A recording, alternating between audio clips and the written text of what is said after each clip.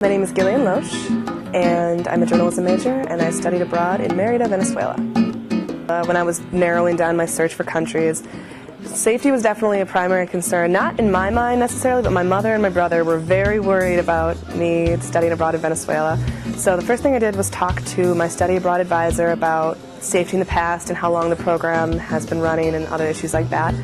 And I looked in to see how safe Mérida is compared to the rest of the cities in the country, because Venezuela, you know, it's a big country. And Mérida is actually the safest city in Venezuela and one of the safest in South America. And in the past, there have been no major safety concerns with other students who went to Mérida.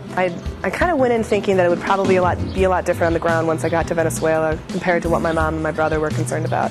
And it ultimately was. I went in thinking that it was probably going to be an issue that I would have to take care of, to be careful about safety, and it ended up being a lot better than I expected.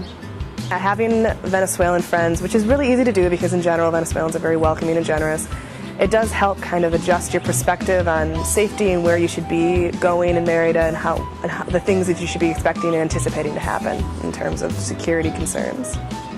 It's a really good rule of thumb to kind of follow the Venezuelans and do what they do. It was actually a friend of mine, we had a saying we said in our head a lot of just following, doing what the Venezuelans do. Like if they're crossing the street right then, you should cross with them. You shouldn't wait until it seems like a safe time for you to cross. You should just go with them. And if they don't want to go to that bar, then you probably shouldn't go either.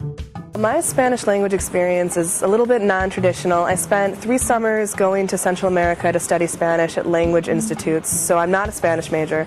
And I only took 1 Spanish class at the university level at my old college, so I've never taken a Wisconsin language class.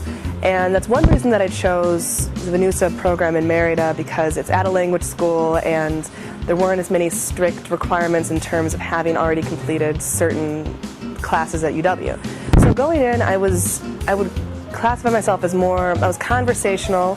I could definitely communicate with people. Speaking to all the other American students, I think it's really common for it to just be kind of like a wave situation. Like sometimes you're really on top and sometimes you're at the bottom.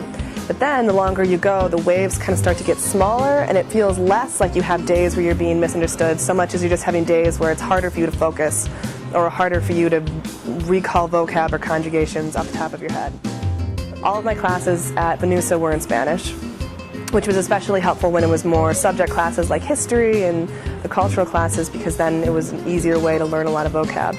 Aside from the Spanish language study the traditional study at VENUSA, the school, traveling and becoming familiar with the different accents in Venezuela is actually what helped my Spanish the most, especially when you're in traveling situations where you absolutely have to make yourself understood. For example, like I need to leave and be in Mérida by 10. I need to find a bus that will take me there. And people at the counters at a bus station aren't predisposed to help you the way that your friends or your teachers might be, but it really helps your Spanish to just be able to say, you know, I have to speak to you. We have to understand each other. I need to get home. I'm looking for a job in public relations, and some of the positions I've been looking at ask for someone with bilingual experience.